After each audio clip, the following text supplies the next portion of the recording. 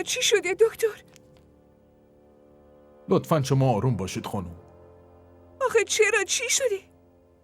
داشتیم کارای عروسی رو میکردیم که یه دفعه همینطوری افتاد. زحمت بکشید بیرون اتاق صحبت کنید.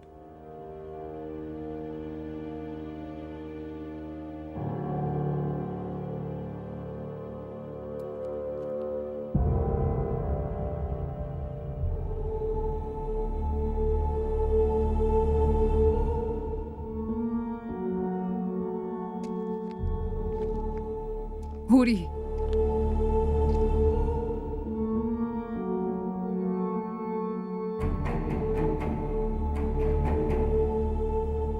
تو رو به اون خدا قسمت میدم، لطفاً جون باباتو نجات بده. این عشقت، این آرزوهات، این احساستو فراموش کن. لطفاً به فکر بابات باش.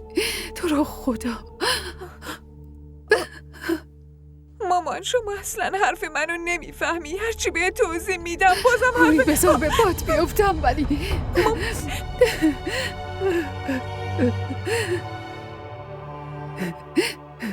هوری به دل تماس میکنم، جون باباتو نجات بده، جون باباتو نجات بده.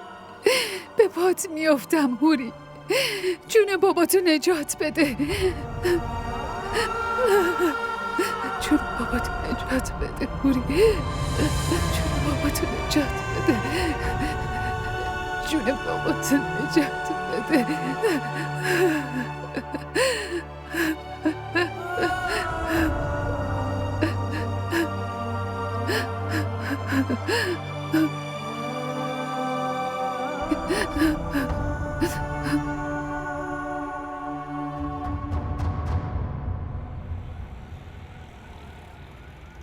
اون فقط چند روز مهمون فائزه. همونطوری که اسم خودش و هوری رو یادش اومده، اینم یادش میاد که کیه و کجا زندگی میکنه. بعدش دیگه میره.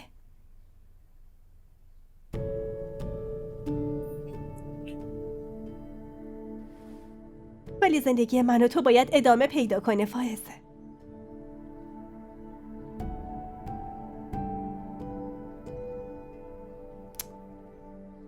خواهشاً اینطوری نکن دیگه.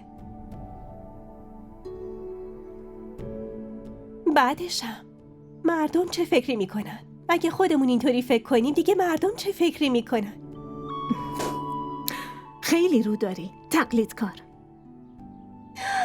همینه که برات میمیرم، تو هم برام میمیری. جدی؟ گمشو از اتاق بیرون، یه چیزی بیار کوفت کنیم، خیلی گشنمه. نوکرت که نیستم، میذارم رو میز، خودت بیا بخور. جدی؟